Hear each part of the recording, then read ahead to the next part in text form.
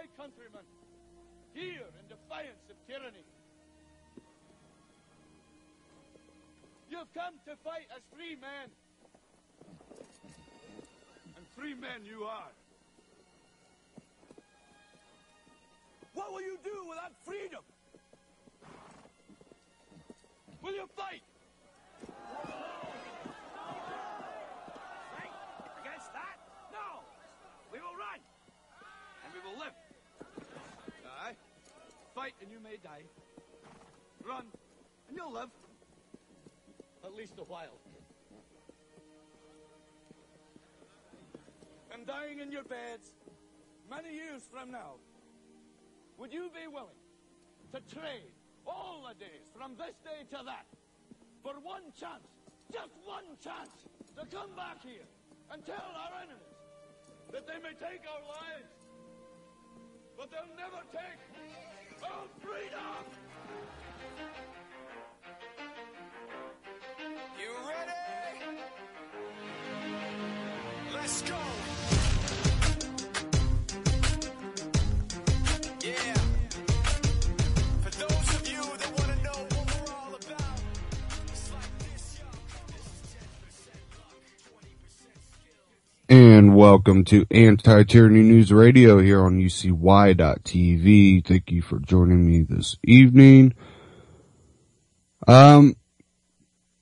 Topic tonight, death throes of an empire. And what I mean by that is it's not something that's some automatic thing. It's one of those things that it will drag out for a long time, but I think it's a signal of a change in what's going on. How we look at our nation, how we look at our lives and our rights and our freedoms. I think there's some type of cultural shift allowing this acceptable behavior, what they would call it, saying that, well, because we disagree with your beliefs and we think you to be a hateful person, that now you don't have any rights because of your beliefs. Not something you've done, but your beliefs, something you said. And this in no way condones hatred and the playing race against each other, and that's one thing I speak out about, the divide and conquer. Everything's used against us. But what we're seeing is the ability for them to go, oh, look, he's a racist. He's a, bigot. Therefore, he shouldn't be able to own a sports team. Or he shouldn't be able to graze cattle on public land. See where I'm going with this? And then, here's one out of WND, Internet and Bullseye for new hate speech plan. This is, Jerome Corsi. It says here, it was a Southern Poverty Law Center that called the World Congress of Families, which promotes the natural family and anti-LGBT hate group. The same SPLC has blasted the Drudge Report for covering black crime, charging that the immensely popular internet news aggregator has been rife with what the online publisher calls scary black people stories. Another prominent leader of a major online source, Breitbart editor Ben Shapiro, also was targeted by SPLC over purported hate. The site and Shapiro quoted FBI hate crime statistics to show there are about the same number of attacks on Jews in this country as there are homosexuals. Joseph Farah, WND founder and CEO, long has been targeted by SPLC, which has described WND as a conspiracist news site. Hate crimes and hate speech have surged into the headlines this week as WND reported that if two Democrat lawmakers have their way, Barack Obama Justice Department soon will submit a report for action against any internet sites, broadcasts, cable television, or radio shows determined to be advocating or encouraging violent acts. That's from the text of new bill from Senator Ed Markey, Democrat from Massachusetts, and Representative Hakeem Jeffries, Democrat from New York. And that one's out of WND. And I have one here out of benswan.com. And let me cue this up here.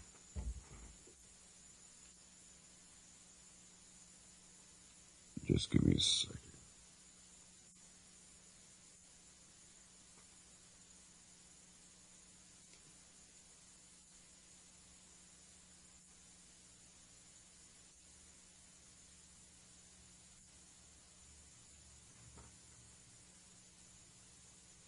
I think it's going to play, maybe.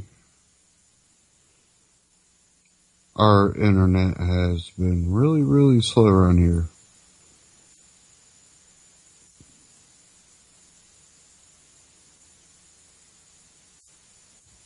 And here we go.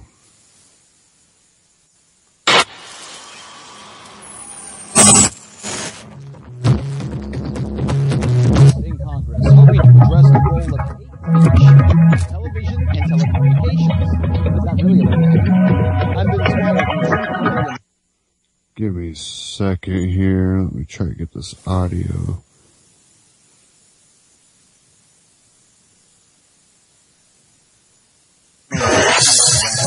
Senator Ed Markey of Massachusetts. Okay. Of course it's going to have audio problems during the broadcast. No other time.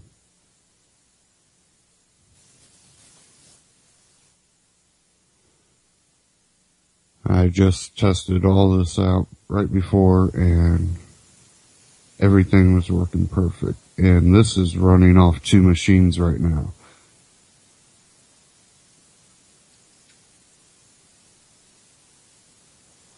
So let me see if I can do this another way here. And hopefully this one works.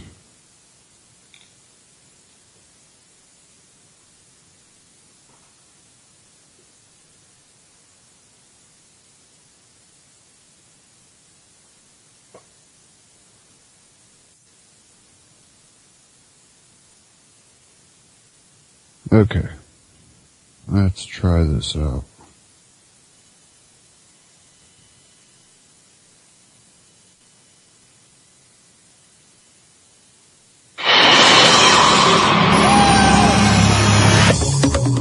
Well, a new bill has been introduced in Congress hoping to address the role of hate speech on television and telecommunications. Is that really a problem? I'm Ben Swan with your Truth in Media Moment. Thanks so much for watching. Senator Ed Markey of Massachusetts has introduced a bill. It's called the Hate Crime Reporting Act of 2014. It would update a 2-decade-old report on the role of telecommunications in encouraging hate crimes based on gender, race, religion, ethnicity, or sexual orientation. The report applies to the internet, radio, and TV. Markey says he introduced this latest bill after deadly shootings in Kansas at 2 Jewish community sites left 3 people dead. The shooter was a guy named Frazier Glenn Miller. He was a white supremacist. Markey says, quote, "We have recently seen in Kansas the deadly destruction and loss of life that hate speech can fuel in the United States, which is why it's critical to ensure that the internet, television, and radio are not encouraging hate crimes or hate speech that is not outside the protection of the First Amendment." End quote. Really? So an example, Senator, if you please. What hate speech on television, radio, or internet encouraged this crime or forced this man's hand? The senator gives no example, not even one. But he wants the FCC to step in and still look at broadcast and cable speech, including public access television, as well as commercial mobile services. Look, let's get down to brass tacks here, because the senator, he isn't looking for hate speech on broadcast or cable TV. Are you seriously going to claim, Senator, that cable or broadcast TV has a problem with promoting hate speech? Of course not. This is a play to get control of speech on the internet. Of course, the real danger here for the public, who gets to define hate speech? You know, the power of our First Amendment is that you have the right to say things that I might deem hateful, disgusting, or offensive, and I have the right not to listen. The collectivist will tell you you don't have that right because your words are dangerous, and for the greater good, for the sake of the collective, we must deny the right of the individual. The founders and framers, they saw it very differently.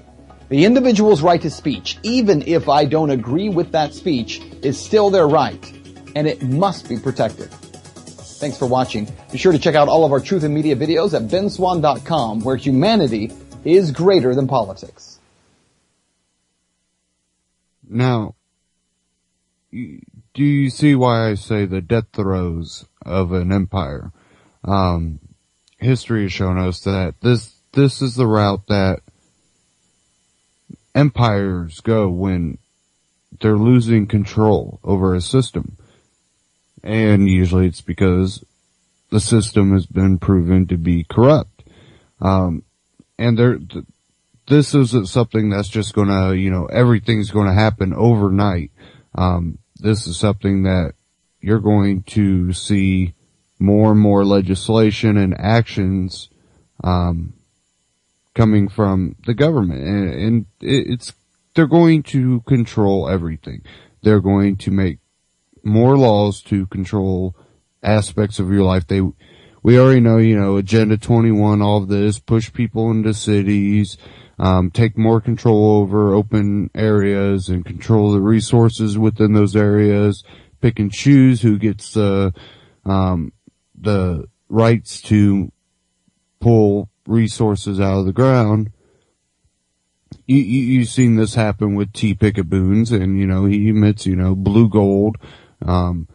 There's so many aspects that we already know the plans that they want to enact. We know what they are.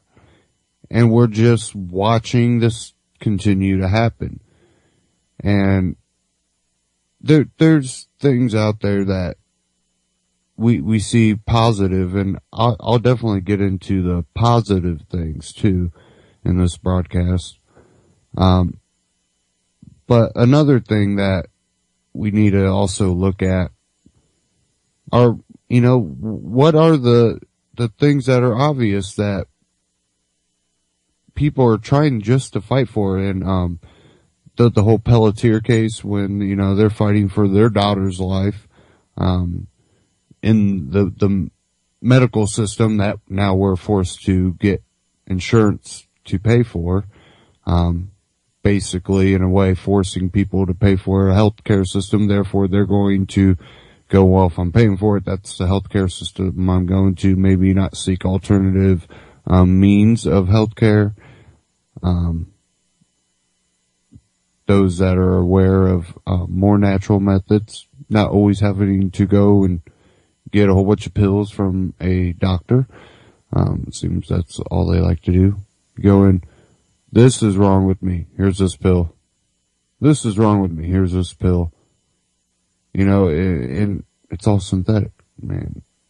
Maybe you can just let your body fight it off for 2 days and, eat the right things and try to stay healthy. And hey, look, you just build up your own immunities to what you just went through. And I rarely get sick, and when I do, it's usually only for a day or two. And I try, definitely, if I do get sick, I'm sitting there making sure I'm eating really, really good to try to keep the right nutrition in my body to fight things off like that. There's one coming out of We Are Change, and hopefully I can get this to play this time. I'm going to switch channels here. So hopefully this channel will work. Okay.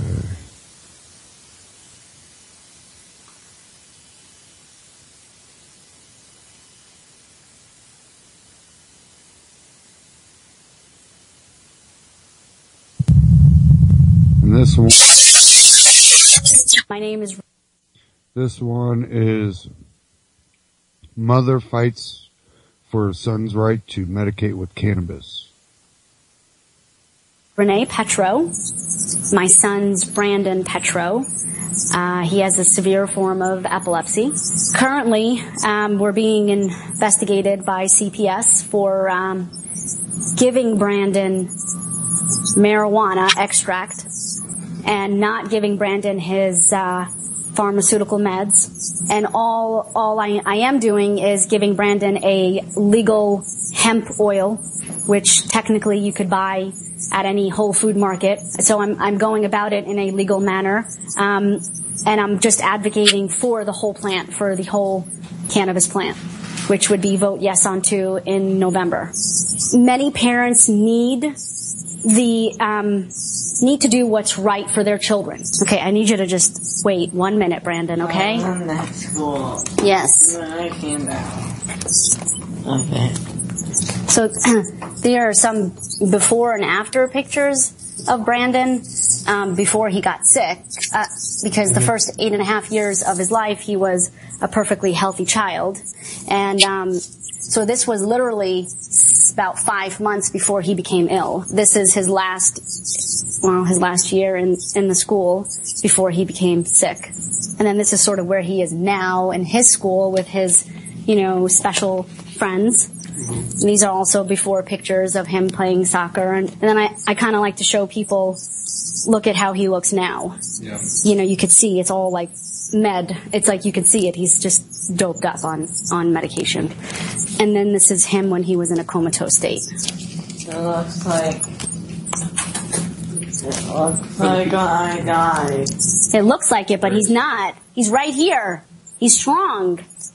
So basically, we were traveling abroad, June of 2010, and a month into our vacation, Brandon became ill. He started out with a febrile illness, and we went to the doctors like a typical parent would do, trusting the doctors. And they could tell me that he had some sort of bacterial illness, and they put him on antibiotics. They started the first type of antibiotic that they thought would help him, but it didn't. He just became very lethargic and wanted to sleep all the time. He literally only wanted to sleep and didn't eat. He was also complaining that the left side of his neck was hurting him, and he had a swollen gland that was popping out. They said that was from his bacterial infection. But again, he wasn't feeling better, so I asked for another doctor to come to the home and check on Brandon, and he said, no, it's not a bacterial infection, it's some sort of sinus infection. We're going to put him on another antibiotic, which in turn got him really ill. And then shortly after that, July 17, 2010, he woke up from his nap at 7 p.m. at night, and we went into the kitchen, him and I, and he stopped talking. He had this puzzled look on his face. And I said to him, Brandon, are you okay? And a friend of the family said, Renee, I think Brandon's having a seizure. And the seizures are bad. The seizures are bad. And sure enough, we rushed him to the hospital, and at that point, he was in a full-blown grand mal seizure. And when they took him away from me right at the emergency room, they got him out of the car. He was unresponsive. He had, at that moment, stopped breathing, and they had to resuscitate, and he went into status. He kept seizing. And from that moment on, our lives just went plump. So Fast forward 3 months later, after being put into a comatose state, his body pumped full of every medication you can think of. He came out of the coma as a drug addict, really. He was going through severe withdrawals because they stopped so many of the medications at once that he was like hissing and growling at us. They had to restrain him to the bed because he wasn't in his normal right state of mind. And they were speculating, they said it could have been a viral encephalitis, a malformation of his brain, but yet they couldn't find anything wrong with him. And we went through the gamut of medications. They said he has epilepsy, an acquired epilepsy, global brain damage. He has so much brain damage that he's pretty much forgotten 90% of his life prior to his illness. And that for the rest of his life he would be severely handicapped.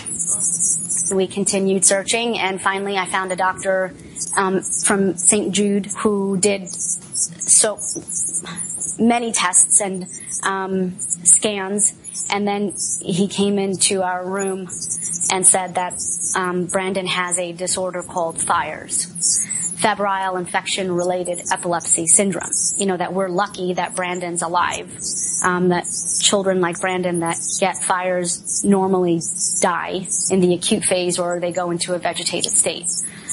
But that more than likely he was going to need care and assistance for the rest of his life. So he sort of altered medications and weaned him off, and we pretty much came back home. And at that moment when we took off in the airplane and we came back to Tampa, I knew that something needed to be done, that he wasn't giving us a diagnosis. He was opening our eyes to the fact that doctors are not perfect, and that we as parents need to be advocates for our children. And that means we need to fight for them. And that means we need to research everything and know that, there are other answers to problems. So, that's when I came across the word CBD. And that's when I came across the word cannabis. Somebody had sent me a text message and said, Renee, did you see this CDB or CBD, Jason and Jaden story in California? You need to go online and Google Jaden's journey. And I did, and sure enough, it was a little boy that has Dravet syndrome, and his father is a activist, advocate for his son, and, he weaned him off of 23 pharmaceutical meds that his son was on at one time, and he's on cannabis oil, a variety. Now, I'm not just saying CBD, I'm saying THC, THCA, so the whole plant. And Jaden's came out of a catatonic state, and he's almost okay. I wouldn't say he's perfect, but he can try and communicate with his dad a little bit, whereas before he couldn't. So I thought, you know what? Maybe there's something there for Brandon. And that's how the journey of trying to free the plant came along. We said, you know what, here in Florida, we need to try and educate the legislators and the politicians on doing what's right for the people that are ill, because that's why we vote them into office, right? To do what's right for the people, because this is a democratic country where they're supposed to do for the people. And that's what we've been doing. At the same time, since I am in a illegal state, I cannot use cannabis oil, but I am and have been utilizing a rich hemp CBD oil called the Real Scientific Hemp Oil by Hemp Med PX. I think it's helping Brandon better than this that I'm giving my son right now. All of this, the side effects that he's having right now, suicidal thoughts and tendencies, all of this. It is a supplemental hemp product. I have had it tested with multiple labs. It has not come back with any bacteria, pesticides, nothing. It's a good product. You need to get credible lab tests done. So with that being said, you start to come together in the cannabis community with people that you hope and believe would help you out, and with the people that you source yourself with, they will connect you with labs that you can then get your oil tested with. So it takes a lot of research. There's nothing wrong with it. It's helping a lot of people. Now, with that being said, is it helping Brandon 100%? No. So here's the thing. With this, which I'm giving it to him twice a day, and he gets about 2 ml of oil twice a day. I still have to give Brandon all of his meds. This is what Brandon gets every day, right here. In the morning, he gets Depakote sprinkles, which works as a multi-pharmaceutical drug. It helps with seizures. He gets to take this 3 times a day.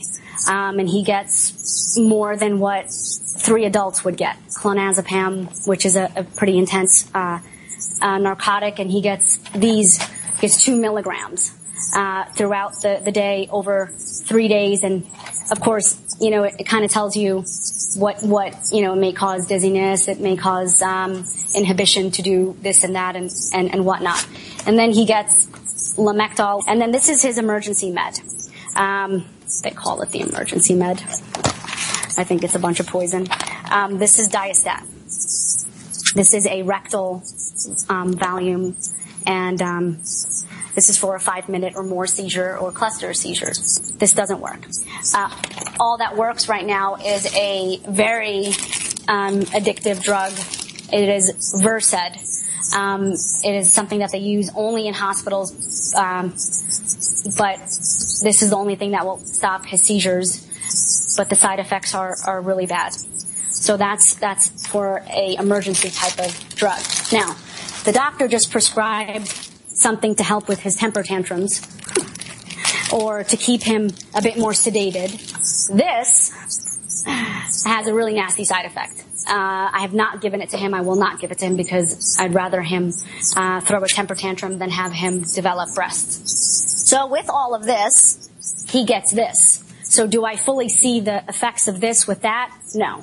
In fact, I don't think that this is able to work as good as it should because of all of this. Even with all of this that I'm giving him, I still had somebody call in to DCF 2 weeks ago because they've said that I am not giving him his anticonvulsant medication and I'm only giving him cannabis extract, which this is not cannabis extract. So that is the latest thing, is that DCF has decided to open a investigation on my family. They've come to my home. They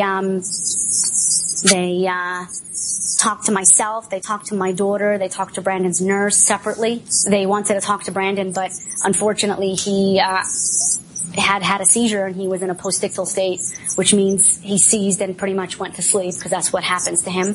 But they insisted on wanting to take a picture of him because they said that they had to get a picture to show that they saw him. So they made me turn his head to where they could see his face. And she counted all of the medication with her special medicine counter. And then she asked me if I was giving Brandon illegal drugs. She asked my daughter if my daughter liked to live with us. She asked if I was a good mom. She asked my daughter, who's 9 years old, if I give Brandon illegal drugs. I was very upfront with her and told her that I'm not giving Brandon cannabis oil. If I could give Brandon cannabis oil, I would, but I know I know what could happen. That's committing a crime, and I could lose my children and go to jail. So that's why I'm trying to advocate for it in a legal manner, but yet we're still being looked at as criminals because we're advocating for a stigmatized plant. It's still an open investigation. What I did was, because I was so mad at our system and I was so mad at our democratic country, that I said, you know what, I'm going to call every media outlet that I know and that's been following our story, and I'm going to tell them what has happened, how we've been violated. because of advocating, because of freedom of speech, and how really in reality there isn't such thing as freedom of speech. With that being said, there are several initiatives or several CBD bills that are going through the House and the Senate right now to try and legalize the high CBD, low THC Charlotte's Web. Now, I initially went up to Tallahassee and I spoke on behalf of my son, but on behalf of what we feel as citizens of the United States of America feel that we should be able to utilize. I was one of those parents that said, there are so many other people that are going to need the cannabis plant, the whole plant. We can't exclude the facts and the science that shows that everything works together, and it works in this beautiful plant. We, the Canna Moms, have joined forces. That's myself and 3 other mothers, 2 in Colorado, 1 that's a refugee of the state of Florida, moved to Colorado because her daughter has cancer and needed to utilize the high THC oil. Another child that has leukemia and also needs to utilize the THC oil. And then a little boy here in Miami that needs the CBD. We all decided to unite and call ourselves the Canna Moms. The Canna Moms that can do anything for everybody. We went up to Tallahassee, to the Capitol, and we spoke before the Criminal Justice Committee on how we want to try and legalize a medicinal form of cannabis in the state of Florida and how we shouldn't be targeted or stigmatized as criminals for doing that. So that was sort of one thing that opened the door to many. And then we've been working hand in hand with the United for Care here in Florida, with the Morgan and Morgan movement to have everyone vote yes on 2 come this November. It's the getting to the politicians, I believe, that we've been trying to do, and we have successfully and not so successfully. The not so successfully part for me is that with all the advocating and talking to politicians and legislators, we've still been targeted. And I think that that's going to sort of follow us for a very long time, which is unfair, but hey, what's fair in life? Brandon's nurse called me. She told me that Child Protective Services called her on her cell phone and wanted to come here. So it was Child Protective Services that came to our home. It was an anonymous tip. Since I have lots of supporters out there, I got a phone call telling me that they know who the anonymous tip was. And it turned out to be Brandon's nursing agency. So his home health nursing agency. The clinical supervisor there at Maxim Home Healthcare. Apparently, she came to my home the day before Child Protective Services came here, and she looked through Brandon's current medications. She took it upon herself to call Child Protective Services because she doesn't feel that my way of advocating for this alternate medication is what she thinks is correct. If they don't decriminalize it, right, because a couple of these bills that are going before House and Senate right now, technically when it's legal, we still could go to jail for utilizing it, even though it's legal in the high CBD, low THC oil. But we hope that with compassionate care that they won't put us in jail. But we don't have the money to hire lawyers and fight for. We just don't. We don't have. So everything has to be defined and defined quite well to the finest point of we are protected. We are protected but as caregivers, giving our children and our loved ones cannabis, and that we should have the right to grow our own plants as well, so that we don't have to rely on others to get it from them. Okay? Because now there are things like the magical butter machine where you can make your own oil. So there are things that are becoming, easier for us as caregivers to give. The first and the foremost thing is to do the research. Just Google cannabis and Google government. And it'll right there go to the fact that it is of medicinal benefit, but yet they still hold it hostage. We should know and understand why they're not letting us utilize it and why is it so beneficial and they're hiding it from us. Obviously, it's a important plant. So really, it starts with education. You've got to know what your options are, because I tell people, these drugs, it's just baloney. It doesn't work. It really is. All it's doing is hurting Brandon, hurting his liver.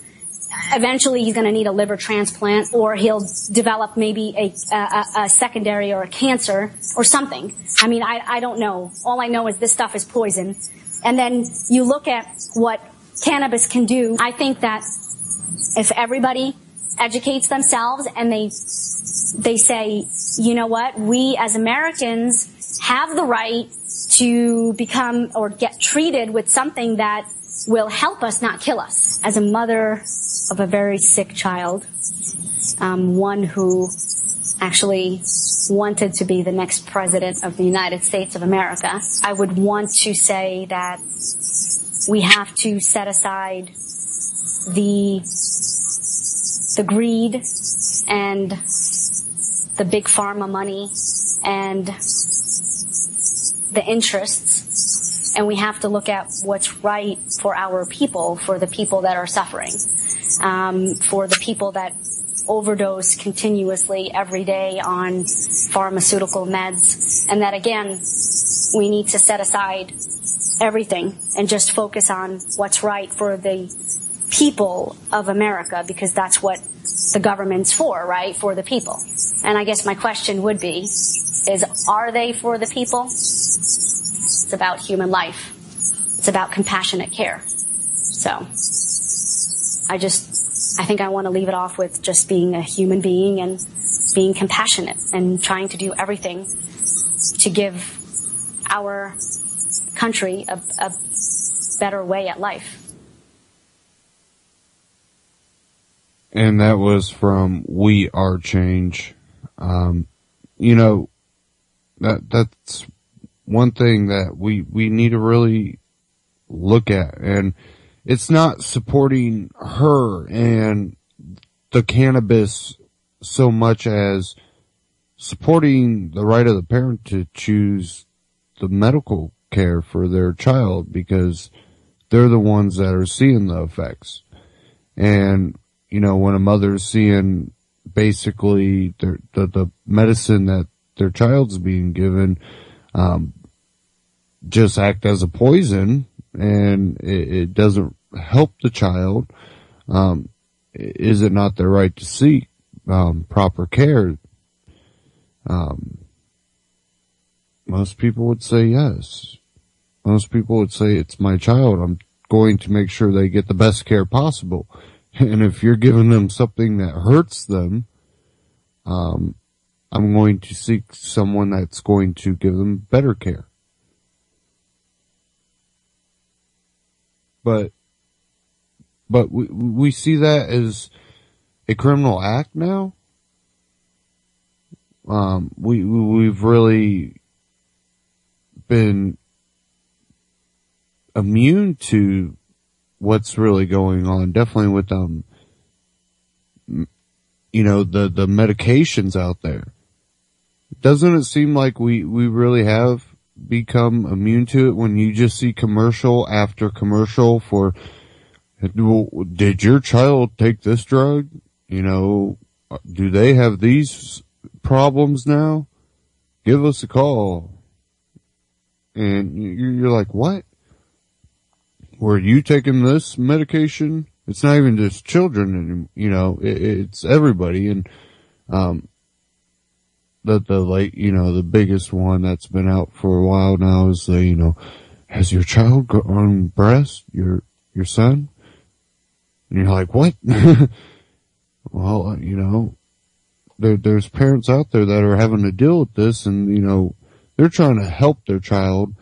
And it just seems that we've become so immune to the commercials. These people that are just watch TV all the time, but they'll see those commercials all the time. But then if they take their kid to the doctor, they don't really question too much what their kid's being given until they start seeing the side effects. And that's why, anything like that, you really need to research from the very beginning. What medications are they trying to give them? What are the side effects? Is there alternative? And we have this Obamacare hanging over our heads, basically trying to control your health care. And if you step out of line with that, they want to go after you. And like she said, even if they get legalized, they could still come after her. It's one of those catch-22s, and it's really, really a point to be shown of the death throes of an empire. They see people going, oh, we're not buying into this. I don't think I want to take that drug that has a laundry list of side effects. That's not playing the odds in my favor, so I might go over here and try this natural oh no, that's not approved. But the one with the laundry list is approved, but this natural medication that munchies and, sleepiness are the side effects. Maybe you can argue laziness.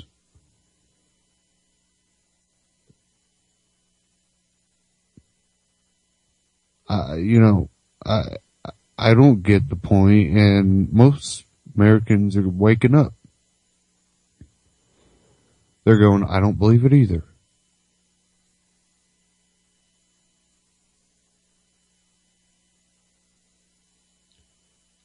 And, that's one example. Just one example of one of the things that they're doing to try to lock down control. And that's really, I think, the main thing that needs to be pointed out. Is they want to lock down control. They need control over the internet. They need control over, what access, what information is getting put out there.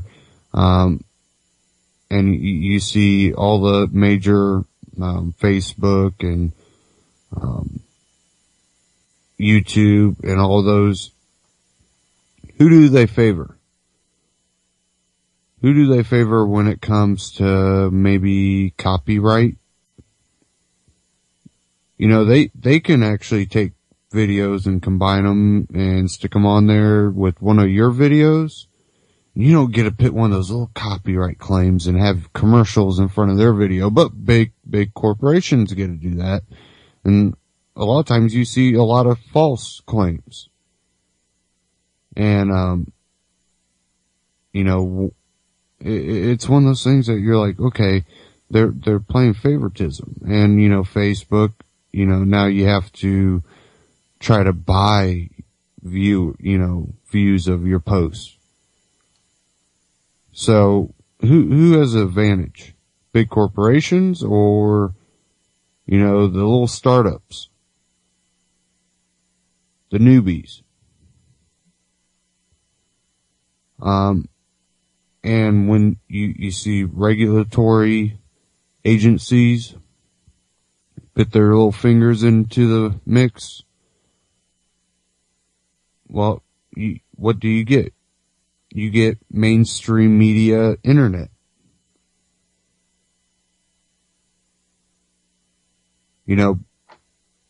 Broadcasts like this one on a great network, UCY.TV. These won't be broadcast to everybody. Do you think UCY is going to get the favoritism, or do you think maybe CBS Online would get the favoritism? Who has just money to waste?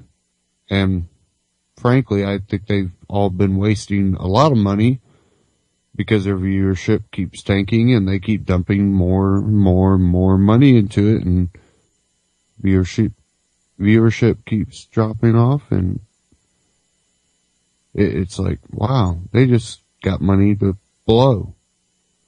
they'll try anything. Well, they'll get the fast lane internet. Oh yeah. And, they've been working on, internet too, for quite a while, and there's a lot of speculation on everything out there, and I quite frankly don't know all the exact details on it, but there's been a lot of prominent people out there that said this will be the controlled internet, that's what they've been building it for. To be able to control, and basically you will have to have a special ID to be on the internet. What does that sound like? That's something you would hear, people talking about what would go on over in North Korea or China or, a, commie place or a socialist or fascist place. Well, if it's happening here, what are we then? Really, if we're seeing that happening here, what are we? Are we not what we've been told to stand up against? And the problem is the hypocrisy. And that plays into the social conscience of, the people. When they hear, stand up for freedom, but at the same time, those people saying stand up for freedom are turning around and pushing regulations upon people that they have contrary ideals and beliefs. It kind of plays in the conscience that they go, well, fight for freedom for me and control over everyone else that believes in something different or lives their lives the way I don't think they should. And it's not something new. Something that's been going on. And it's something that you would think by now that we could have evolved past. We do need to find our humanity. I think we're really losing our humanity in this world, and it's something that we need to find again. Because when you have that humanity, and you can go, oh, I don't, want to live my life the way that person lives their life, but they're not harming me. They're not stopping me from living my life the way I choose. And that, the non-aggression principle. It's really that simple, and they make things so complicated for a reason. Because if it's so complicated that it's beyond reason, kind of makes it hard for you to have that solution. We do need to get down to the basics of what's going on. I just believe it's a divide and conquer. And I still think we can beat it. I don't think it's something that can't be beat. But it really takes people, not just speaking about it, but trying to live their lives that way. And it's hard to do, and we can be hypocrites at times. It's fact that we're not perfect. But it's, going, hey, I make mistakes too. And it's okay to make mistakes, just don't be harming people in the process of making these mistakes. When mistakes are your personal, problem, and it's not affecting everybody around you, it makes it a little bit easier for people to go, yeah, he gets to live the life he chooses. No one's stopping people going, oh, you skydiving, you could just go splat. Nope, can't do it. That's a form of anarchy. That's a form of freedom. That's going, you want to jump out of a plane, you jump out of a plane. I'm not jumping on a plane. You can jump out of a plane. But in other aspects of our lives, well, we have to control what kind of medication you have access to. It seems more like you're being forced into the guinea pig type thing. And hey, that guy jumping out of a plane, I wonder if we can put him on some of these medications and see what that altitude drop does with that medication in his system. Oh, he didn't pull the, oh, yeah, oh, this is gonna hurt, splat, yeah. So, it just, what's going on is hard to tell because you never get a straight answer out of anyone anymore. You listen to almost all interviews that any actual real issues are brought up, it's immediately you beat around the bush and never directly answer it. You never get a straight answer. And I think that's one thing that's truly affecting the ability for people to try to seek answers. And a lot of misinfo out there. And then, you still have the divide and conquer going on, and, the race baiting, religion baiting. And when it comes down to it, it's really distracting people from the real issues. Whether it be the Bunny Ranch and federal control over public land that a family has managed for hundreds of years, or whether it be a racist person being able to own something, a business, a team. We start pushing that line, and I'm not saying that what, he said on that tape and those recordings are, right. There's no questioning that, he's racist. He's he's racist, plain out. And, but when we start going, well, if we disagree, we disagree with this guy's beliefs, therefore we should be able to force him out and ban him from owning something. You start crossing a line that might come around and bite you in the butt later. And that's what people that advocate for liberty are always trying to point out. You go, well, his beliefs are wrong. Well, what happens when someone gets in power and maybe they secretly are racist or secretly have an agenda that might harm you? Oh, well, guess what? You start passing laws that say the government can intervene anytime that there's a disbelief in what's right. Well, who's deciding what's right? You get someone in office that goes, well, I'm racist because my beliefs are right and theirs are wrong, and I should be able to use this to run them all out of business.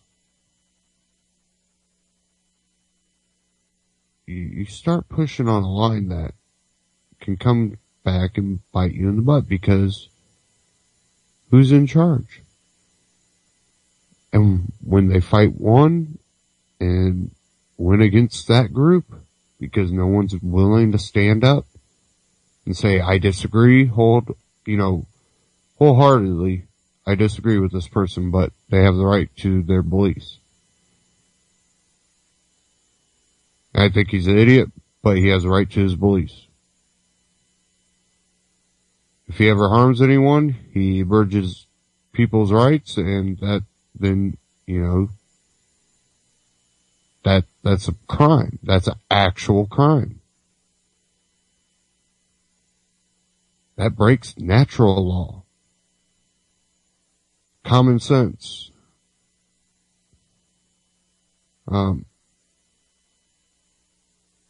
they're just pushing this line, and they're continuing to push it to a point that we're going to really see speech being locked down.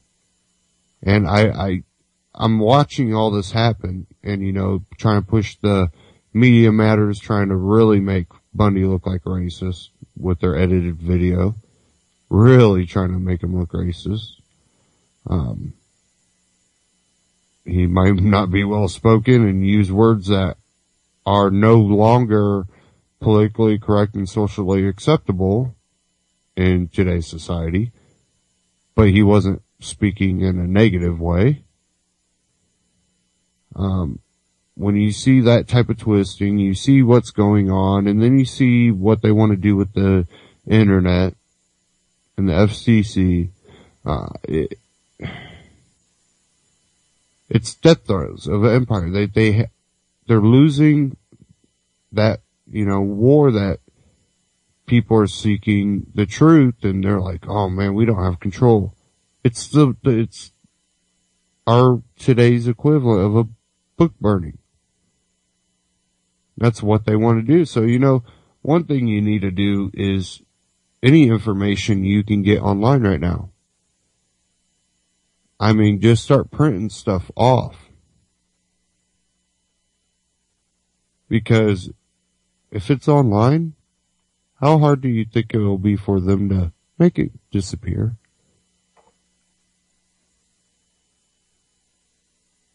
Not too hard. They've made a lot of websites disappear, a lot of information disappear. We know they can do it. People really should be out there, you know, copying, printing, thumb drives if you want, but I think you should probably even do both. Thumb drive and then printed copies, and, you know, keep the information. Don't let it disappear. Don't let the truth disappear. You know, there's books throughout history that, you know, they wanted to destroy, and they didn't successfully destroy all of them. There's a lot of books, a lot of knowledge. You know, look at Alexandria. There's a lot of knowledge that disappeared. You think of where Egypt was, look where Rome was, look where Greece was at one point. They already had the knowledge of, you know, sewers and running water. They understood, you know, some pretty good mechanics and architecture, and, you know, this wasn't some dumbed down, you know, caveman society here. They had knowledge. How did we get to the Dark Ages, where people didn't have running water? They would dump their waste out their window. Black Plague. Trying to control a society that was becoming so knowledgeable that they were a little bit hard to control.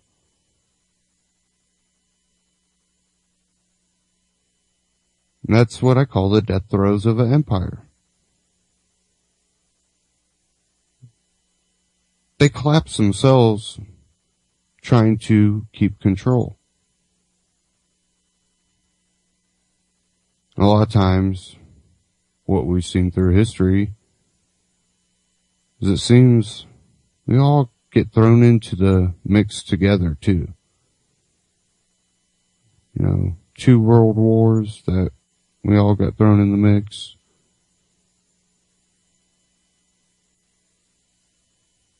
Seems like they're knocking on Russia's door all the time. Whether Russia's knocking on someone's door and we're knocking on theirs, and who's knocking on, no one's in the right. Because everybody's knocking on everybody's door. Why don't we just leave each other alone for once? It doesn't seem to go that way. Why can't Ukraine just go, hey, if you want to trade with us, we'll trade with you. If you want to blow us up, we're not going to trade with you. How about that? Don't fight us. Free trade. But, what are we really fighting for? And that's the problem. We've just lost sight of anything anymore.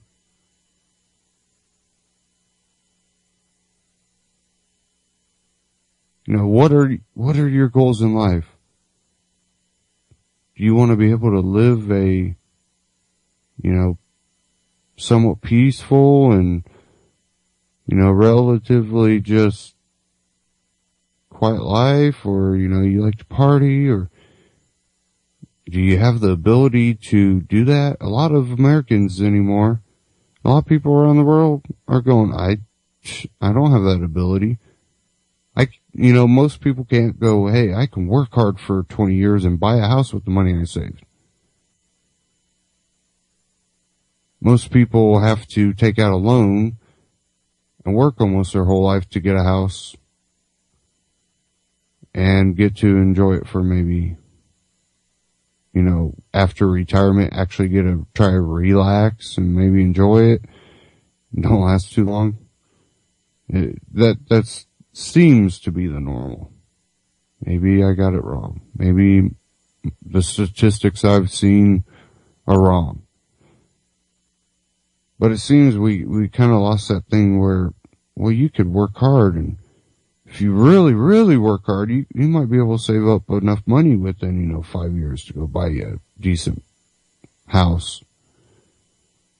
It seems that we've actually went backwards. They go, oh, but look at your big flat screen TV. Yeah, that you spent any of your savings on. So now it's more about, well, I rent an apartment, pay $800 a month for rent, and, bought a $2,000 flat screen. Oh yeah, and the surround sound, and I got some new furniture, and how much you got in all that? Oh, I got about 10,000. It's just, sometimes it's ridiculous. It's like, a property anymore, the prices of property are still up there. The housing market crashed. Housing market didn't crash. Everything crashed. Your dollar crashed. You were losing your job. You couldn't spend the money. You couldn't take the loan out. No one's giving a loan. I didn't see, a lack of houses. There was always a overabundance of housing. What really happened there?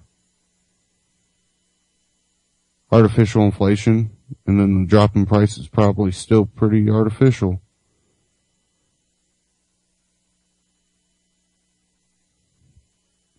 Compared to what people make anymore,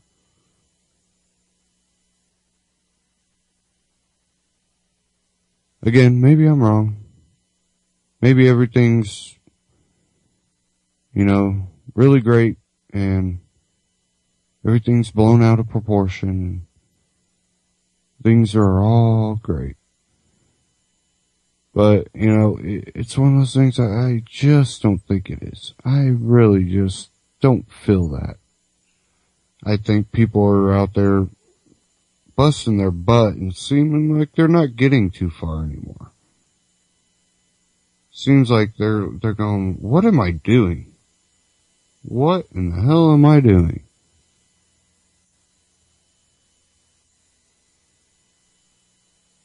I work overtime, get taxed out of my butt,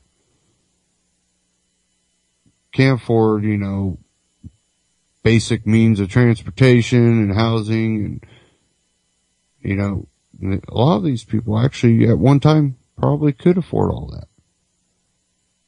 I've seen a lot of families downsize, and they're struggling to keep up with that. That's what I've seen. But we definitely, we have to do something. The people that understand what happens, and, trying to avoid the loss of knowledge the book burnings and, the control of knowledge. We really need to fight that.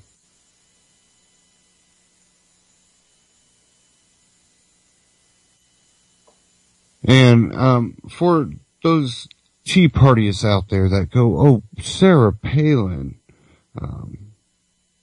that's a good person. I would argue that she is establishment GOP, Republican. She is that pro-war type person. We just go over there and, take them out. Yep. I have one here from Next, News Network here. Palin waterboarding how we, baptize. And let me cue this up here.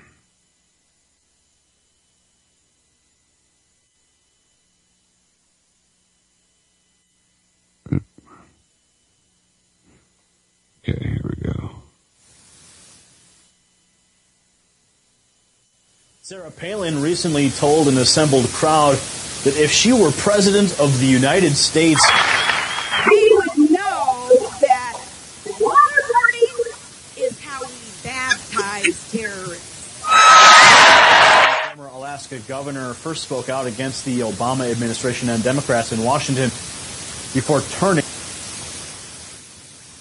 Give me a second, see if I can fix this audio again.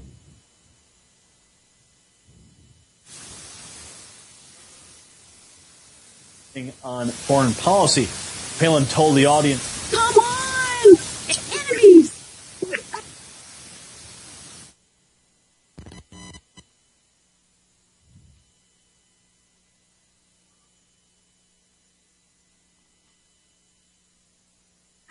America.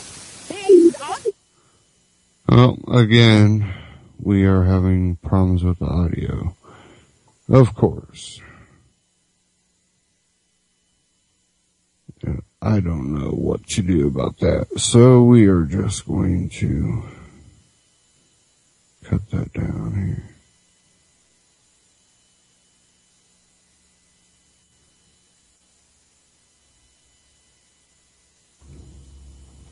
Okay. I think my audio is even messing up. I'm not sure what's going on here.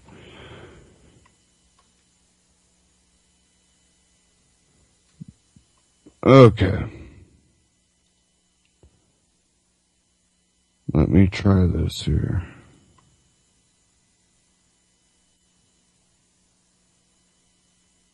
And of course, it looks like my internet is trying to crash on me here.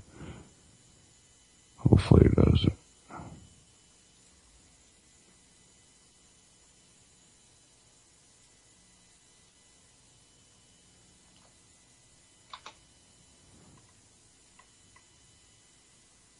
Okay, here we go. Now I got this back up here.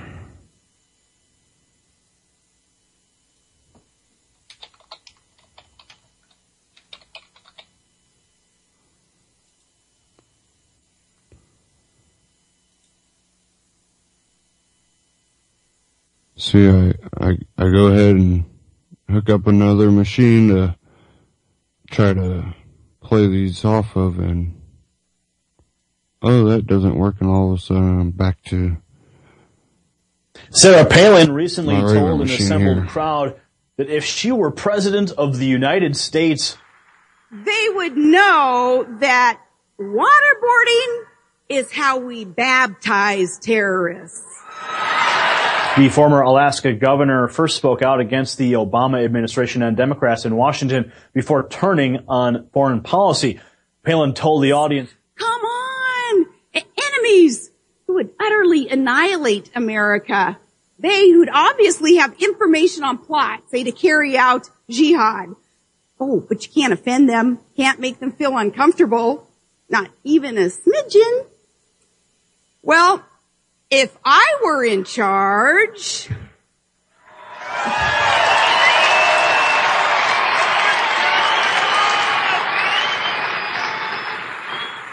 they would know that waterboarding is how we baptize terrorists. The remarks were made to a meeting of the members of the National Rifle Association held in Indianapolis. Several religious leaders who also consider themselves to be political conservatives have spoken out against the statement by Palin.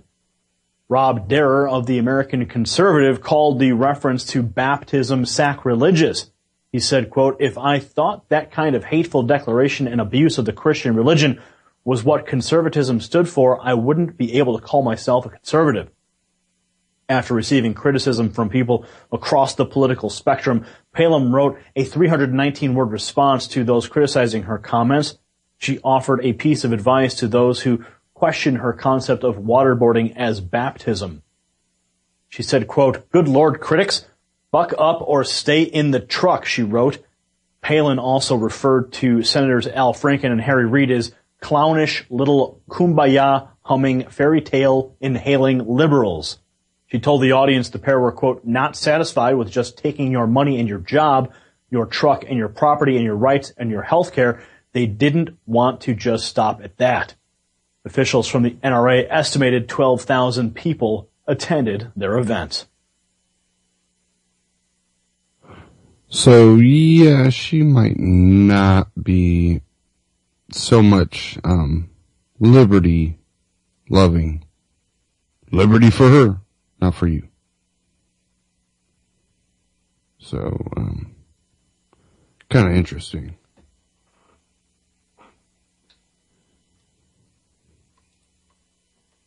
And I think I'm going to cue this last clip up here before it stops playing on this machine. It just seems like we can't win at all. But we will.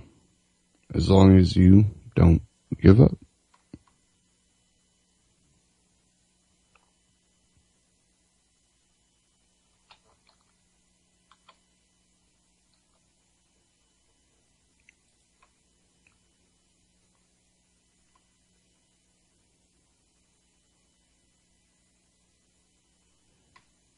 And this one right here, oh, maybe, if it doesn't disappear on me.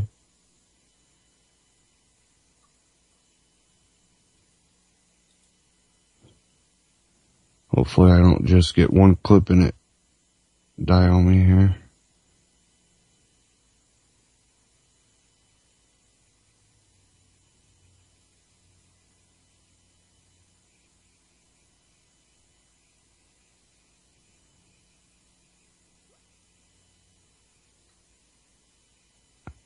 Okay, I think it's loading here now.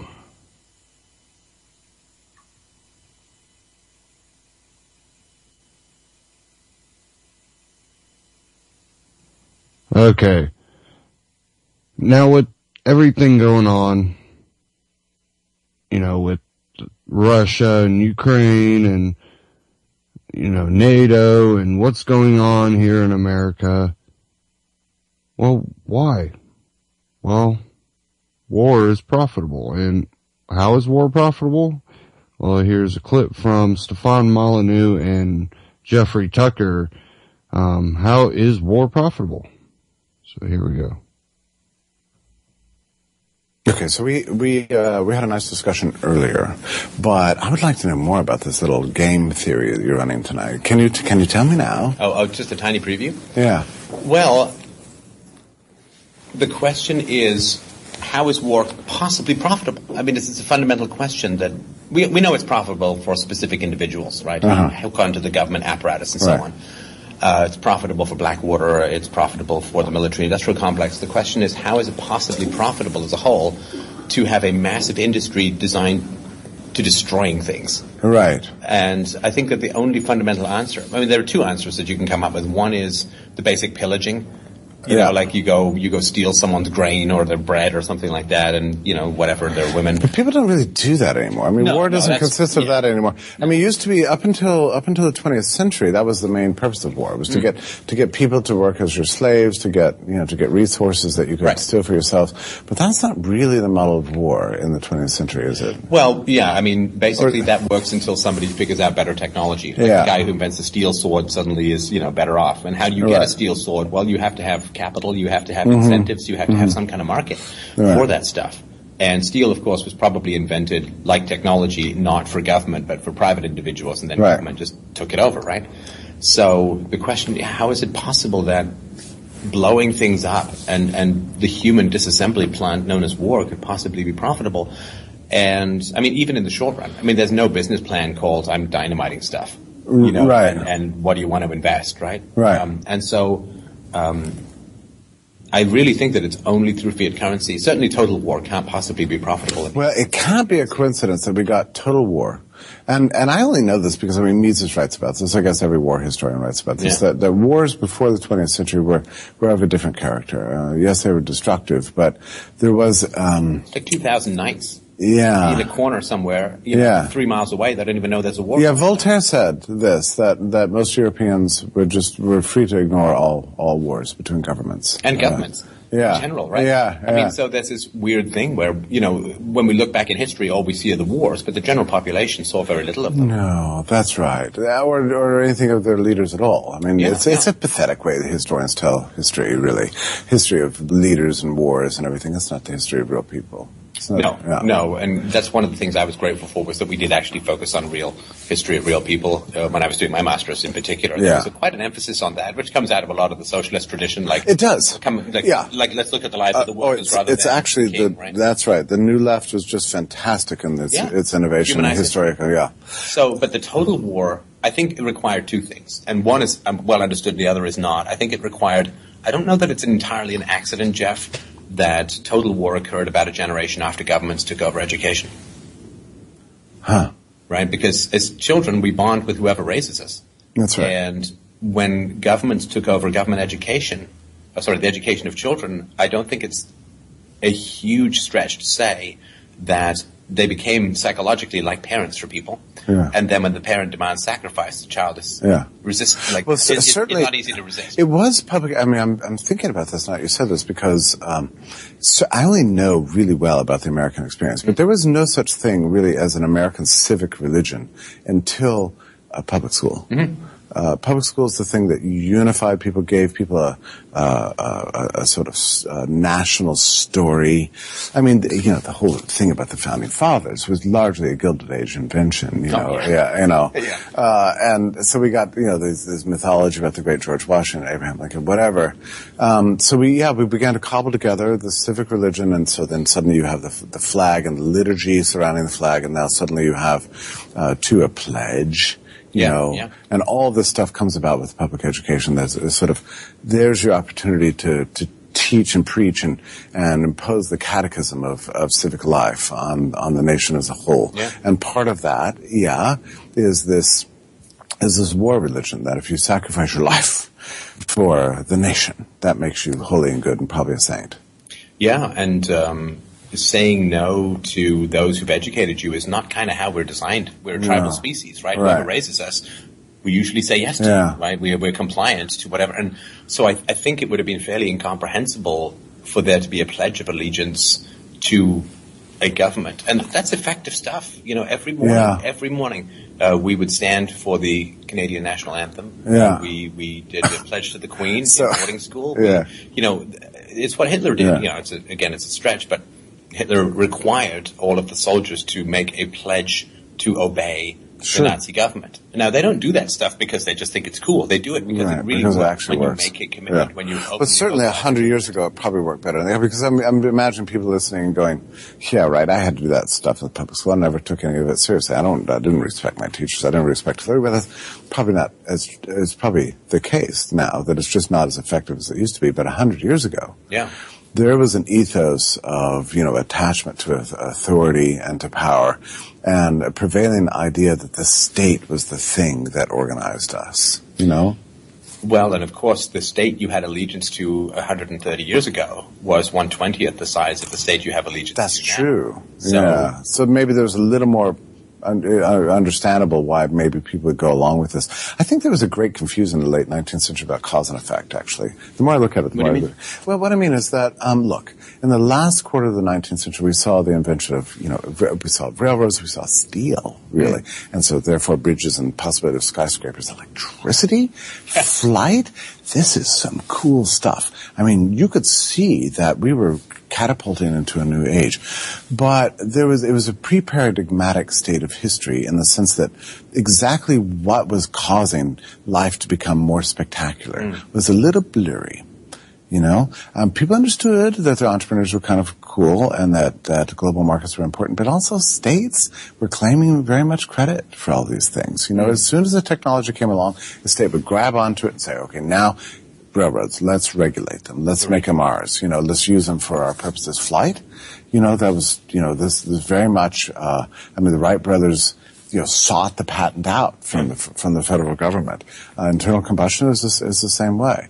And so there was a mixture in people's minds, like, what is causing what? Right. And so we get to the 20th century and the pre-paradigmatic stage where people didn't understand precisely what was the relationship between cause and effect. Why were we getting more processing? They still don't. Right. But suddenly there was the financial deregulation caused. They do. This is the nonsense. But certainly by the time we get into the 20th century, there's a paradigm emerging, and it's the state. that this is the way we have to organize society. It's if we're ever going to make any more progress, we've got to do it through public channels, through our leadership. These are the people that are going to do it for. And so therefore we got, for example, central banking and probably the worst single institution ever invented. I think it's vastly underappreciated, the degree to which the central banking enables so many other human evils. This idea that you treat the unborn as collateral for debt. Yeah. It's literally something there's a great novel by Gogol called Dead Souls. Mm-hmm. He goes around trying to buy the souls of serfs who've died, and it's a fantastic story. 19th century Russian story. It's this absurd that we literally are auctioning off people who don't even exist yet for the sake of consumption. And if there weren't a central bank, what would have happened to this debt? It would have been it never would have gone anywhere in a market. Like, nobody would have ever bought it, right? It would have been subject to a default premium. Well, yeah, okay. If they had, everybody, of course, as you know, went into World War I thinking it was going to be over by Christmas, right? Yeah. I think it was August or September it started. And that's because that's what happened, because you ran out of money. That's right? it. Wars had to end because you ran out of money, right. Particularly with a deployment in the millions. Yeah, so you simply ran out of money. You're leading the war. You're the politician. You're the general. You're looking at the balance sheet, going, "This isn't really going to work." Yeah, we got to push, right? What enabled the stagnation on the Western Front in particular to continue for over 4 years was the central banking. Yeah. And what that was basically saying we will enslave people after the war to pay for the murder. Yeah. During the war. Right. Right. So all the guys who make it home, their kids are going to get born, and they're going to have to pay off this debt. Right. That's not possible. You can't have intergenerational debt in a banking system. It's not legally possible, and the common law would never support it. Right. I can't say I'm going to buy a car and Jeff's grandchildren are going to use stiff necks. No, that's right. It would never work. Right? It would never happen. And so, literally, the human carnage, this stuckness that occurred as a result of selling the future. Right. As Mises said, you have to go to war with what you have now. Right. There is no magic way to create stuff. Right. And so they bled the future. And the degree to which all the economic instability between the Second World Wars was created as a result of the First World War and the mess of the economies that it produced. And then you also have the institution of sort of unconditional surrender, right? I mean, old-fashioned states couldn't afford to press for unconditional surrender. No, they're always looking for a settled result, where under the presumption that peace is less costly than war. But that changed entirely. There's no proof of this, but I can't imagine. I think there would have been just worldwide revolution. If after 10 million people had died, they'd have basically come back and the lines had remained the same, people would have gone insane. Like in my family, 4 of my great-grandfather died 4 out of 5 children died in the First World War. Now, Amazing. if they'd gone back and the lines had pretty much stayed the same after 4 years, there would have been revolutions. Yeah. You had to push to unconditional surrender, so that otherwise you'd face a revolution at home. Like, what was all that for? Yeah. Right? So you had to say, we're going to push, we're going to win, and all that kind of stuff. And these horrible unintended consequences. I mean, the First World War is just one of these cauldrons you could spend your whole life studying. Yeah, it really is. And there was a blowback after the war. Even so, people looked back and said, what the hell was all that about? And there were hearings, in Washington about, and there were best-selling books about the people who profited from the war. Yeah. One of the best books that was, I forget now the name of it, but just treating the war machine as a kind of this parasite on society. Yeah. There's a great deal of anti-war sentiment. Paris 1919 is a great book to read about how awful the peace settlements were and how horrible and corrupt the negotiations were. Yeah. And there's this great argument which is made, which is the idea that America's involvement is one of the things that made it possible to push for unconditional surrender. Otherwise, they were all exhausting themselves. Like in Vietnam, the entire military structure was breaking down. Yeah. People were literally shooting themselves. They were shooting their officers, as what happened in Vietnam with prolonged warfare. Right. In the Second World War, the average infantryman in the Pacific Theater saw 10 days of combat a year. Because it took forever to get them anywhere. Yeah. In Vietnam, you had helicopters and everything. Yeah. These guys were doing 280 days of combat a year.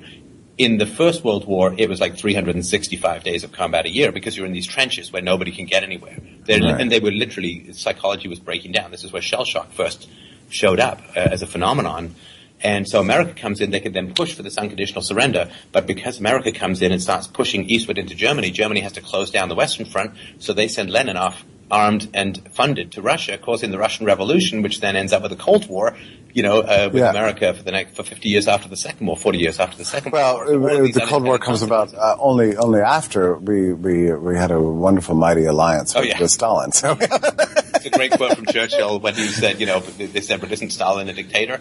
And he said, well, I can't do a great Churchill, but it's like, well, if Satan were to, if Hitler were to invade hell itself, I'm sure I could find something nice to say about the devil. It was just geopolitics. And it changed, right? So we had a Red Scare in the 20s. Suddenly they're great allies. And, they provided the great model for our reforms of the New Deal, American agricultural policy, and it was specifically modeled on the Soviet model. And the worst thing for me, I don't know if I'll get into this in speech tonight, but the worst thing for me is the degree to which the virus of collectivism and socialism transferred across the Atlantic as a result of what happened. Amazing. Right? So all of the intellectuals who had built the ideological, the Fabian socialists, all the intellectuals who built this superstructure, which enabled these fascistic and Nazi and communist totalitarian states to emerge, all fled the results of that during the war, came to America and to Canada, and set themselves up as university professors. Yeah. And then what happened was all of the soldiers at the end of the war got $1,000, which is $75,000 now, to go through their education. And so it's like, thank you so much for fighting to die against socialism. Now we're going to pay for you to be indoctrinated by socialist professors. Extraordinary. And for a result of that, you get the 60s, which was the I don't think, I am almost certain that you're the first person I've ever heard make that observation. That's absolutely brilliant. Yeah. I mean, the virus transferred and then transmitted itself to the Americans thank you for, dying by the millions to fight National Socialism. Now we're going to pay for you to go be indoctrinated by the same people who provided the foundations. So that we can have it. So we can have it right here. Yeah, so we can have it right here. And then a generation after the GI Bill, you get the war on poverty, you get the Great Society, you get the massive medical socialism, socialism in Canada, war on drugs. War on drugs. The massive expansion comes right afterwards. And this is how you lose wars. Yeah. I mean, you forget about killing all the people. That's horrible enough. But then when the same virus that caused the war to begin with you pay to have it transferred to your own population. Right. I think I did a video recently where 8 of the 10 planks of the Communist Manifesto have been already implemented in America. That's fun. After fighting the communist virus for, it's horrific. Because I grew up actually in these times of, I remember the tail end of the Cold War, and it was always set up, as freedom versus collectivism, communism versus capitalism, and you look back at it, and it's just so preposterous. I mean, just that anybody could have imposed this narrative on a world that was, far more complicated. We were losing freedom here. The more we fought tyranny abroad, the more we actually had it right here. In Canada, I wasn't here in Canada. I came in 1977, but there was a hockey game you followed hockey, right? There was a Canadian versus Soviet hockey game in the 70s. What year was that? 72, right? Okay. So 1972, and I wasn't here, but the stories were everyone was glued to the, like, we have to win against the Russians. Yeah. Right? And I remember hearing that story thinking, how decadent are we as a society that it hinges on a game? Yeah. You know, we can't beat the ideology, we can't win the war of ideas, Right. but boy, if that puck lands in the net, it's like, oh, that's so beautiful. But in so many ways, we're better off today than we were during those ghastly years of the Cold War, which were just a tremendous distraction against the key issue, which is always human liberty versus the power elite. That's always the real narrative of history. That whole Cold War was just a deflecting of attention away from that. But for me, there was a genuine fear of nuclear war. Oh, sure. When they came up with these movies the day after, I don't know if you remember. Yeah, I do remember the day after, yeah. I remember watching that and feeling just such a sense of impotent rage. Yeah. Like just terror, rage, fear. It was a very real possibility. But there was this bulletin of the atomic scientists. They had this clock that was like 3 minutes to midnight, how close we are to a nuclear war. There's a whole generation. Yeah, I remember. I think I was a part of one or two of those in the early days. That was a very real fear. I remember in 2000, I was living downtown, and I was in a hot tub after working out, and there was a woman who was sitting there, and we were chatting. And, she was saying, oh, yeah, you older guys, because, you older guys, yeah, you had lots of fears. Like, well, what are you guys really worried about? Like, Y2K. Like, really? Y2K? We had, nuclear shadows up against the wall, and you're worried about your alarm clock blinking too long or something, So I think that this improvement, our fears are less now than they were. Although we still have the nuclear bombs, so people don't fear I don't think people really, think like, but we had protesters who would go to downtown Toronto and they would actually draw shadows about themselves, right? To nuclear shadows. They were everywhere, and this was a reminder of what could happen with these kinds of wars. Yeah. Although, it's funny because I talked to scientists and economists who actually lived in Russia at the time, and so, they said that there was no way that Russia would have ever released these things. They couldn't find anybody to push the buttons, actually. Do you know what the launch codes were in America? No. What do you mean? 8 zeros. Oh, yeah? Yeah, really? Zeros, just zeros. Oh, yeah? So, in other words, if somebody had leaned on the key, it was not... the U.S. is the only country that's ever used nuclear weapons against innocents anyway, so against people anyway, so... But in any case, back to the message that you have tonight. Bitcoin sort of reveals what money can be and should have been all along. That you cannot run a war on Bitcoin. To me, is one of the most foundational reasons why people should be interested in it. I mean, to end the scourge of war is the greatest goal of humanity. I mean, if we could live a life without fear of war. And we'll still, let's say we still have taxation and still have all of the mess of the welfare state. But if we have a technology that pushes the costs of warlust to the people who want it, then we have a way of not socializing the costs of evil while privatizing the profits of war. I mean, I made this argument years ago about the war on terror the war on drugs costs like $200 billion a year or whatever. And of course there should be a vote. If you're for it, great, we'll send you the bill. Right? How many hands go down? right? Yeah. So Cheech and Chong and everyone who watches their movies, their hands go down, right? Right? So then for everyone, let's say half the people's hands go down, then it becomes double the price for those people, which causes more hands to go down. And eventually one guy is like, when he's faced with $200 billion bill, he's like, I think I've found tolerance in my heart for those who, right? So if you can push the costs of those who want to control others onto them, they will find tolerance. When you can't reason with people, you can at least appeal to economic survival instincts, right? So right now, you have to support the war on drugs, and you have to fund the war on terror, whether you like it or not. This is impossible in the Bitcoin architecture. You'd have to make a business case for a war, and you can't conceive of it. Now, is this more of a polemical point, or just a theoretical point, or do you see the use of Bitcoin as actually making war less likely in the future? No, my argument is that if we only had Bitcoin, war would be impossible. Yeah. So the more Bitcoin we use, the less we depend entirely on national monies. Well, it's the cure, whether people want to adopt it or not. Yeah. Like, let's say, and my argument tonight is going to be, let's say Bitcoin cured cancer. Well, or prevented cancer, or heart disease, or whatever would be the major killers, right? It's war, heart disease, and cancer are the major killers, right? well, what would be people would be writing about Bitcoin cures cancer, Bitcoin cures, oh my God, Bitcoin cures cancer, and people wouldn't be saying, well, the blockchain might get too big to propagate. Like, you would just be like, oh my God, whatever we have to do to adopt this cure for cancer, but this is a cure for war. Yeah. People should be focusing on that. They're getting swept up in the technical minutiae, it's a cure for war. Yeah. I mean, this is what everybody wants who's not, ghastly in the soul.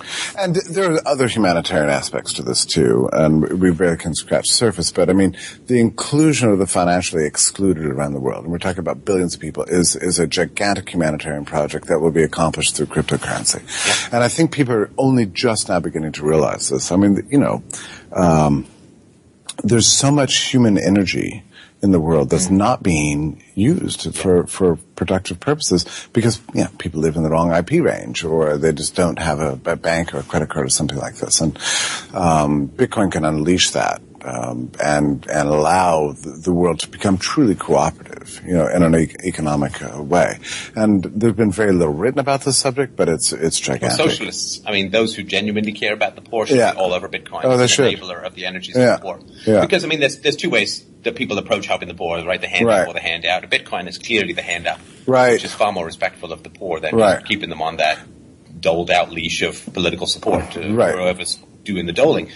But I think that the leftists I think of lower quality than they used to be. I think originally there was some idealization about the poor. There was. I think now it's not really that way. They just seem to sort of petty and resentful, and they've turned into those caricatures. Just think you wash your clothes too much, you're taking too long showers. And they're nags. They're like finger wagging matrons.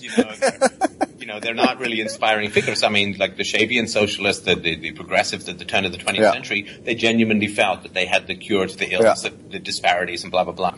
But they should be all over. People into foreign aid, people into helping the third world should be all over. Yeah, if you're genuinely in favor of human progress, you should be able to look at Bitcoin as a model. Something to adopt, something to celebrate, but just as a beginning.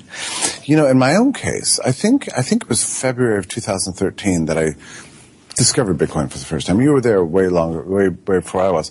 But it changed everything about my outlook. It made me realize just how much potential there is for progress in the world. And it was at that month, I think it was the month later, I first began to imagine Liberty.me as a piece of real estate. How that's going and all that. Yeah, go ahead. Yeah. No, and it made me realize that, okay, we live in a digital age. This is a new frontier for us, that the potential for humanity to migrate in a way and use these tools to improve life is not yet exploited entirely. So I became just completely obsessed with the idea of creating this digital city. And now we're about 1 year later. We've got the financing. I've been building since October, and I just woke up this morning. It was just so exciting, Stefan, because I saw for the first time the live chat feature, and live instant messaging between members, and it was just like breathing and living. Because up to now, we've had the multi-site blogging platforms and discussion forums, and the news stream, and everything's amazing about the site, but it wasn't quite breathing yet. You know what I mean? Oh, I know. And then when the chat came alive, it was just like you could just hear the heartbeat, through the screen. Right. What's happened just this morning? For people who don't know, right, Liberty.me is a basically a digital community for Liberty, anybody who loves liberty is welcome to be there. Yeah. And we put everything that's possible, into it. Many of the technologies we've been using have only been economically viable for maybe 12 months, maybe 10 months even. Right. So that's how advanced it is. And its uniqueness is that we put it all on one piece of real estate, both centralized and decentralized, both public and private. So every idea that I've ever had in the digital world has been crammed into this one thing, and it's starting to just be so elegant, so beautiful. We actually opened for the public in 10 days. So we've got 250 beta members in now. We're rolling in another few hundred every day. Right. But anyway, in so many ways, I think Bitcoin inspired me to think about the possibility that this could actually be realized. And I think we're just at the beginning, right? I mean, Bitcoin is just the beginning of what's going to be possible for humanity in the future. And this is so important for people who lose hope, is that you simply don't know what is coming. Yeah. You don't know what is coming. I mean, when I was doing my graduate degree, there was no internet to speak of. You could get on with a modem and talk to some library databases. Right. You have a couple of, there was sort of the infinite DOS that was going on back then. Right. It was really functionally unusable. I first saw the GUI interface in the early 90s. I was visiting my college roommate who was doing his PhD, and he showed me this thing, and I was just literally jumping up and down. Like, Really? This is going to change. Oh, my God. Yeah. This is like the infinite library of clickability. I mean, Yeah. it's staggering. Everything before that was proprietary. Like, you could Yeah. go into a particular place, but it was just there. And nobody could have guessed before the internet what was possible after the internet. It came out of nowhere. Like, boom, suddenly everyone can talk to everyone for free. What? In real time. And podcasting, Yeah. right? Then when Yeah. bandwidth costs went down and Yeah. speed went up, podcasting was really impossible early on because bandwidth costs were too expensive. And, Oh, I see, right. I mean, Mhm. you'd have to make it such low quality so that people could download it over Right. a 2400 baud modem that Right. it wouldn't be possible, right? But the internet came out of nowhere.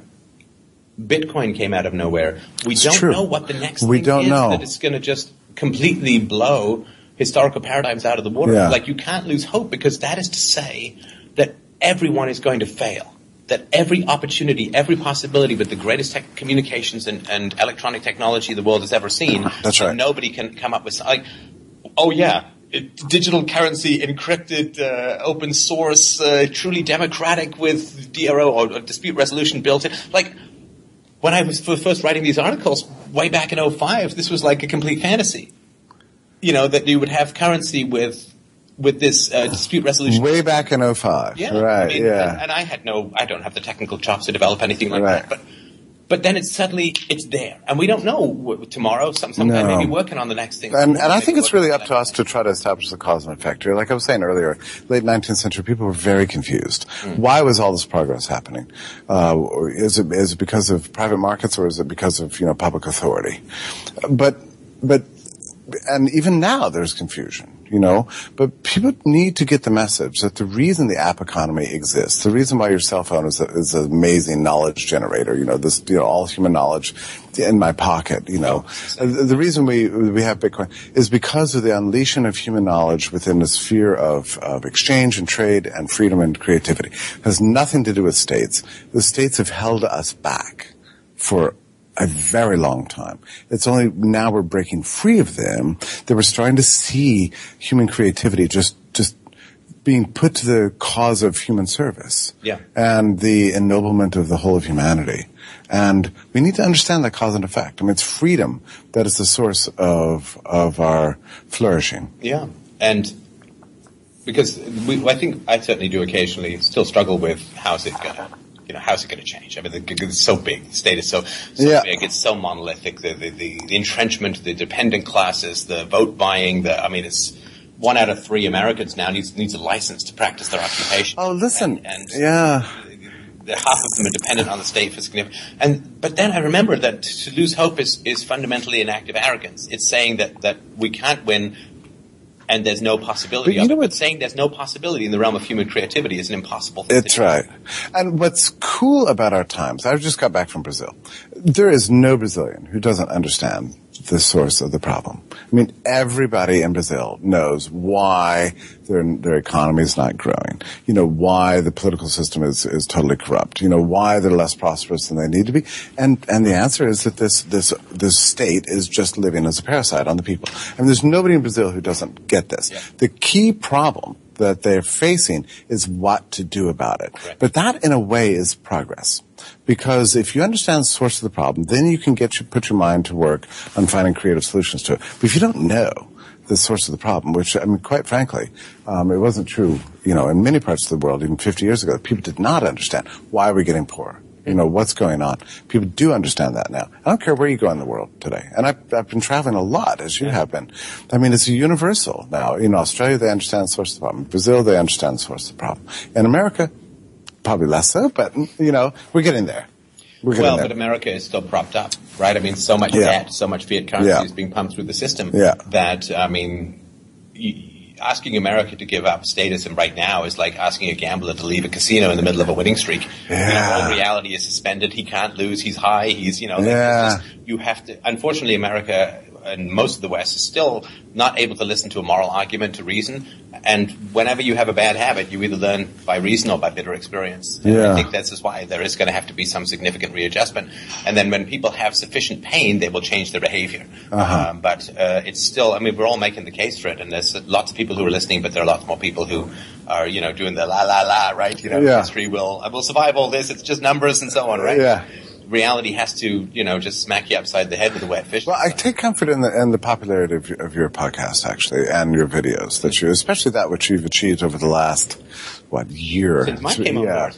It's been whipping the beast. Yeah, it's been amazing to watch. You're reaching ever more people than you ever have before, and engaging them in a conversation, which is just as important as teaching, to converse with them, and to develop this conversation which you believe in. In fact, I remember your paper that you delivered in Texas. You remember that conference? I think it was one of the first times you went. Yeah, and you made a startling claim that you think that for the first time in history, we have the possibility of developing a consistent ethic within the framework of sort of a global anarchist community, because we're not constantly making exceptions to make room for the state, as almost every moral system prior to the current age sort of had to do in a way. Do you remember making this argument? Yeah. That was really a mind-blowing paper. Very impressive. Well, I hope that it's going to be the case. I think it will be. Human beings tend towards consistency. Yeah. Like, my daughter is incredible to listen to this way. Right, so I'll say, when I was a kid, we didn't really have any money. And he's like, you didn't have no money. Like, you had a couple of dollars, like, not no money. And I'm like, you're absolutely correct. So she's constantly like, whenever I get any hyperbole, constantly, well, no, that can't be true that you had, we were hungry a lot of the time. But it's not that you had no food, right? You just didn't have as much as you want. It's like, so she's constantly tending towards accuracy and consistency. And consistency is the great power of the human mind. But science is all consistency, right? And so on. Double-blind experiments in medicine are all about reproducibility and consistency. And so when we don't have to ripple ethics around the opposite of what we define as virtue, called the state, boy, I mean, that to me is the greatest engine we're capable of. And then we will finally have all the power of consistency and universality, which is the seat of our genius as a species, in the most central aspect of our species, which is ethics. I mean, boy, unstoppable then. Well, and two, it's wonderful that we're moving into a world where the nation state is no longer the thing that defines us like it once did, which is another feature of Bitcoin that's very interesting. It is a global currency that exists apart from the nation state. There's no American Bitcoin, Brazilian Bitcoin, Australian Bitcoin. It's all the same thing, and any two people anywhere in the world can use it. This has not really happened before, I mean, like, even when, and you think about maybe the height of the gold standard of, I don't know, the early part of the 19th century or something like that, when all world currencies were more or less convertible into gold, you still had national paper monies, but Bitcoin is a universal currency. And trade unites, right? It's the old kind of, right? I think it was Bastiat who said where trade stops, armies. Where trade stops crossing borders, armies will stop, right? And so trade unites. If you're doing business with someone in Zimbabwe, your country is Bitcoin. Your identity, your nationality, your link to them is with Bitcoin. You have more in common than with the guy using paper currency next door. Right? I mean, and that, I think, is a real way of uniting. The spider web of Bitcoin going out across the universe that is dissolving borders. It just crosses without, who cares, right? I mean, amazing. You got to stop and show your papers, and you can't bring more than like $8 across a border, but $1 million can squirt through Bitcoin and even trace it. I mean, it's the unity that is possible. It was I think about all the scenes that have inspired me over the last several weeks, but truly being in Porto Alegre at this big financial symposium, educational thing, and having a Bitcoin ATM right there, and having people in a line turning in their government paper currency and holding up their cell phones getting their Bitcoin out. I mean, that was really cool. Yeah. That is cool. Happening all over the world. We have one more to do before I speak. Okay, I'm going to stop it there. Stefan Molyneux on YouTube. You can find that, Free Domain Radio, .com. And I know a lot of people have their reservations about Bitcoin, and that's understandable. And, like the one that we seen at the gun store, I think it was Texas. I'm pretty sure it was Texas. I think it was out of Houston Free Thinkers, Derek Bros. They had a Bitcoin ATM that you had to put your identification into it, palm scan, and it's for security and, report to the government. Yeah. Kind of, defeats some of the purposes that a lot of people look for Bitcoin. So I don't see things like that being popular. And there's other ATMs out there that don't require all of that. It's one of those things that you're going to see a lot of push to try to gain control over it, and I just don't see it happening the way they would like it to. Now, them trying to track it and, whatnot, that's, they are already trying to do that. How successful they are with it, I guess that's for the future to show, but,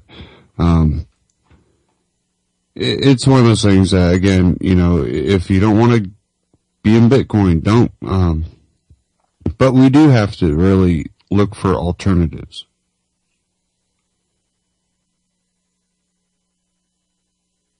There's alternative ideas out there that we really need to start, instead of going, this will pass over or whatnot. No, we need to really take action to create our own system that works better, that, allows people to detach from a system that is basically not allowing them to be free individuals. And when you do it at a global scale, it's the opposite of the type of world order they want. It's a world peace, the true world peace. What they want to go, we want a world order, that way there's peace and there's no countries fighting each other, and we can keep the peace. What they're basically saying is, we'll have one control over everyone. Again, no individuality. Conform or, we'll take you out. So it's one of those things that if we have any type of, world currency, it all needs to be free voluntarily. You shouldn't be forced onto Bitcoin. It should be your choice. And a lot of people go, hey, I can trade with people overseas instantly, without having to go through any banking system. Just me giving that person over the internet, over a connection, this money, and they can convert it. It's, an option. And we do have to have these options out there. We have to try to have a access to multiple ways of interacting with each other, because just look at this whole fast lane with the internets.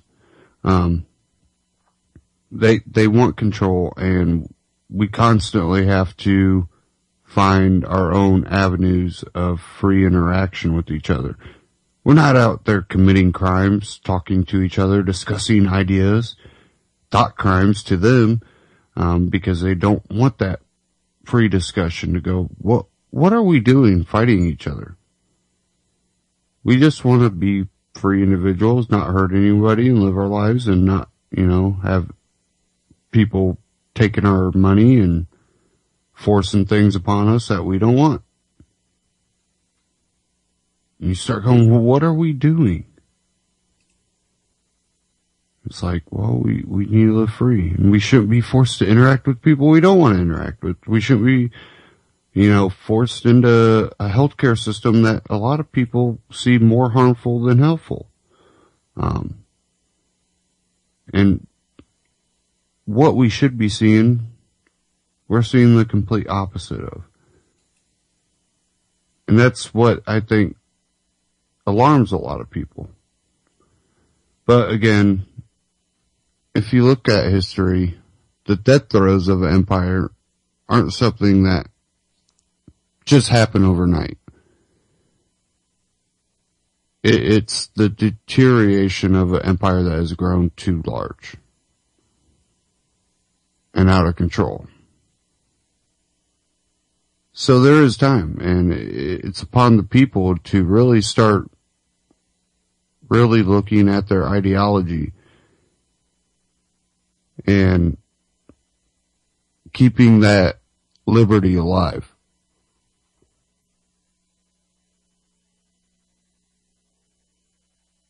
Keep that ideology of liberty, that flame burning, because usually when empires fall, they try to take all knowledge away with them.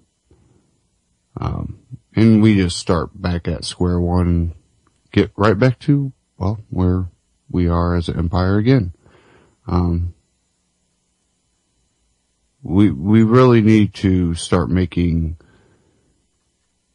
these evolutionary changes in the way we go about how we can handle our lives. And,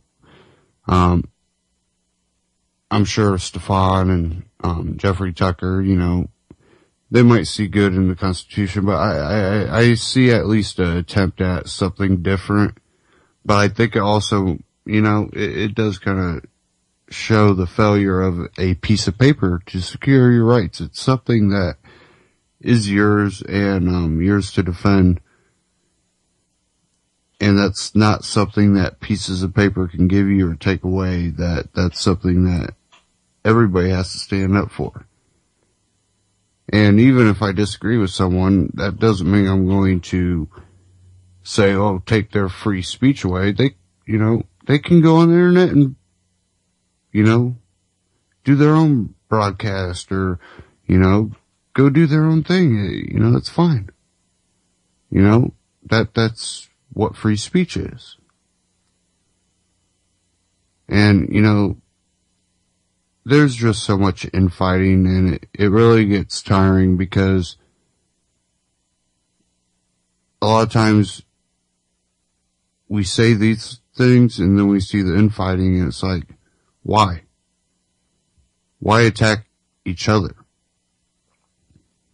Simple fact is we need to attack the system that's trying to hold us down. And you can keep thinking it's a race or it's sexism or it's whatever, divide and conquer issue you think it is. That's going to keep you divided and it's going to keep you conquered, and it's time that we go, hey, are they not just playing us against each other? Are they not just creating more problems to keep us entertained or keep us occupied? Let's actually start thinking about real change, real freedom.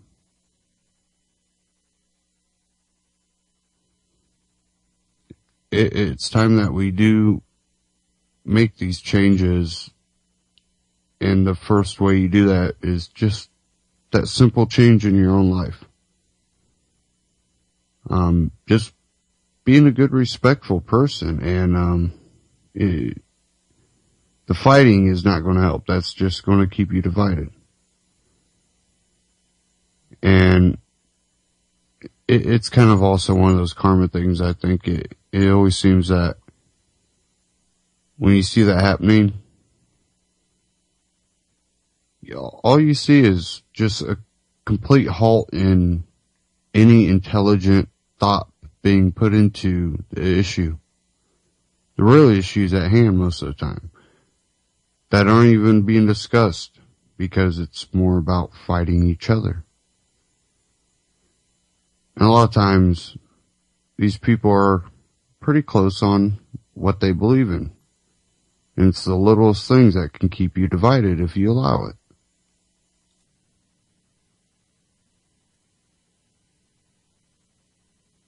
So, you know, just think about it when, you know, you're interacting with people and things start getting heated. You know, maybe I should step back for a second and just look at it at a different angle and go, you know what, you could be right, and leave it at that. Thank you for tuning in, and stay tuned for all the great broadcasts here on UCY.TV, Anti-Tyranny News Radio. Thank you.